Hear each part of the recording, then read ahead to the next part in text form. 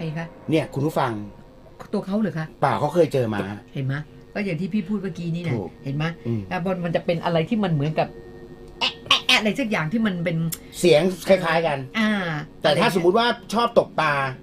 ก็จะเกิดอุบัติเหตุและเกี่ยวปากใช่ค่ะเพราะว่าเบ็ดเนี่ยเวลาเกี่ยวปลาขึ้นมาเนี่ยเบ็ดมันจะก็เกี่ยวกับจมูกกับปากมันจะไปไงมันก็จะเกี่ยวปุ๊บขึ้นมาปลาก็ดิ้น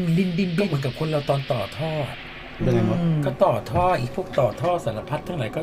ฉันเคยถามว่าทำไมคนเราเป็นมะเร็งกันเยอะเหลือเกินเขาก็บอกมันก็แล้วแต่คนจะฆ่าสัตว์ปู่ฉันก็เป็นมะเร็งตายอย่างเงี้ยแล้วแต่เราก่อนตายอ่ะเขาก็นอนที่โรงพยาบาลก็อยู่โรงพยาบาลเนี่ย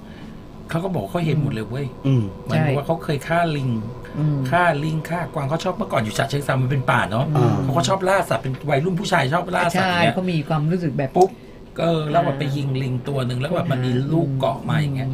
ปรากฏว่าเขาบอกก่อนเขาตายเขาเห็นหมดเลยพวกนี้มาหมดใช่เหรอมาหมดแล้วแบบความทรงจำมันก็จะกลับมาหมดเลยอย่างที่เคยเล่าไงเมื่อก่อนฉันเคยไอเนสแอร์เอเชียจำได้ไหมน้องเนสไอเนสคนที่แบบว่าอยู่ PR Air Asia ที่บอกว่าเคยตายแล้วมันก็ฟื้นกลับมาบอกพี่มด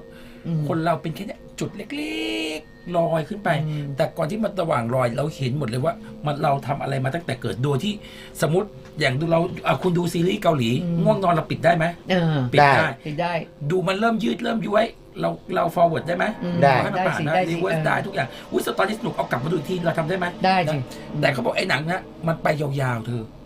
แล้วมันไม่มีวันหยุดแล้วเราทำอะไรเราโกหกตัวเองไม่ได้หมดเลยแล้วมันก็เป็นผลกรรมเขาจะบอกว่าเราถึงเป็นมะเร็งนู่นเป็นมะเร็งนี่เราตายแบบไหนตั้งแต่คุณไปเห็นความตายมาคุณเชื่อว่ากรรมมีจริงๆไหมจริงสิคือคนเรามันรับกรรมจริงๆเหรอมีจริงสิมีจริงพี่เชื่อเรื่องนี้มากๆ